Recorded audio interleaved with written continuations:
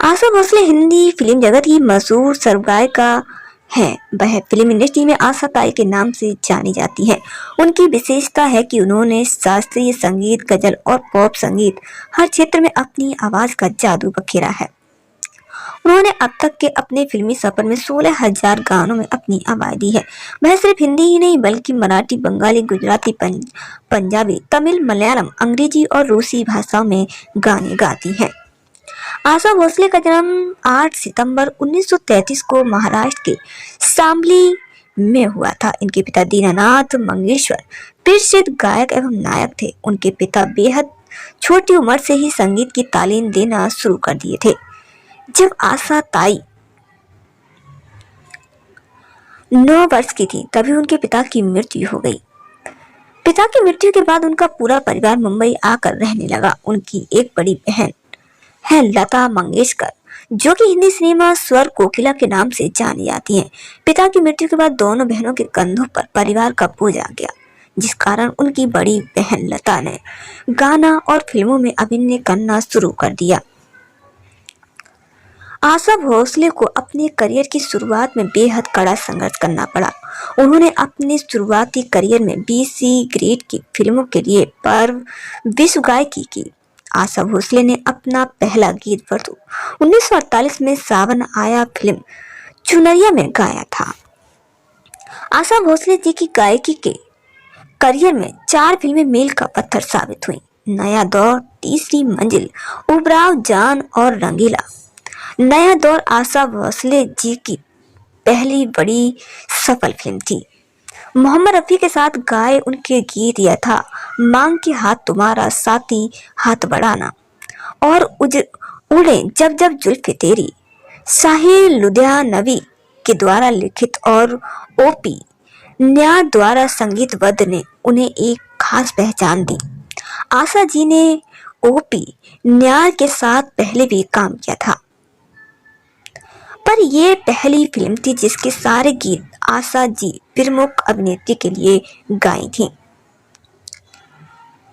Producer BR Chopra ने नया दौर में उनकी प्रतिभा की पहचान कर आने वाली बाद की फिल्मों में पुनः मौका दिया। उनमें प्रमुख फिल्म वक्त, गुमराह, हमराज आदमी और इंसान और धुंध आदि हैं। तीसरी मंजिल 1966 में आशा भोसले ने राहुल देव बर्मन की तीसरी मंजिल से काफी प्रसिद्ध हुई थी। जब पहले उन्होंने गाने की धुन सुनी तो गीत आजा आजा इस गाने को गाने से इनकार कर दिया था, जो वेस्टर्न डांस नंबर पर आधारित था। तब RD बर्मन ने संगीत को बदलने का प्रस्ताव आशा जी को दिया, किंतु आशा जी ने ये चैलेंज स्वीकार करते हुए गीत गाए।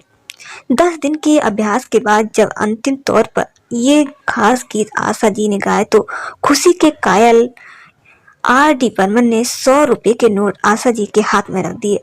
आजा आजा और इस फिल्म के अन्य गीत ओ हसीना जुल्फ वाली और ओ मेरे सोनारे, ये सभी गीत रफी के साथ तहलका मचा दिया। शम्मी कपूर इस फिल्म के नायक ने एक बार कहा था, यदि मैं पास मोहम्मद रफी इस फिल्म के गीतों को गाने के लिए नहीं होते तो मैं आशा भोसले को ये कार्य देता। उमराव जान रेखा अभिनीत उमराव जान आशा जी ने गजल गाया यह था दिल चीज क्या है इन आंखों की मस्ती की, ये क्या जगह है दोस्तों और जुस्तजू जिसकी थी। इन गजलों के संगीतकार खयाम थे। उन्होंने आशा जी से सफलतापूर्वक गजलों को गाने के लिए सुरों के उतार चढ़ाव को समझाया। आशा जी स्वयं आश्चर्यचकित थी कि वह इन गजलों को सफलतापूर्वक गाई हैं। इन गजलों ने आशा जी को सर्वप्रथम राष्ट्रीय पुरस्कार दिलाया और उनकी बहुमुखी प्रतिभा साबित हुई। 62 वर्षीय आशा जी ने युवा अभिनेत्री उर्मिला मांडूकर के लिए फिल्म रंगीला में गाई थी। उन्होंने फिर अपने चाहने वालों को आश्चर्यचकित कर दिया था। तन्हा तन्हा गीत काफी प्रसिद्ध हुआ और आज भी लोग गुनगुनाते हैं। अगर हम उनकी शादी के बारे में बात करें तो आशा भोसले की पहली शादी 16 वर्ष की उम्र में उनसे बड़े गणपत राव भोसले से हुई थी। उनकी ये शादी परिवार की इच्छा के विरुद्ध थी, जिस कारण उन्हें अपना घर भी छोड़ना पड़ा था। आशा जी ये विवाह बेहद बुरी तरह से असफल साबित हुआ था। शादी टूटने के बाद वह अपने बच्चों के साथ अपने घर आ गई। आशा जी ने दूसरी शादी राहुल देव बर्मन पंचम से की थी। ये विवाह आशा जी ने राहुल देव बर्मन की अंतिम सांसों तक सफलतापूर्वक निभाया था। आशा जी की पहली शादी से उन्हें 3 बच्चे हैं, 2 बेटी और 1 बेटी।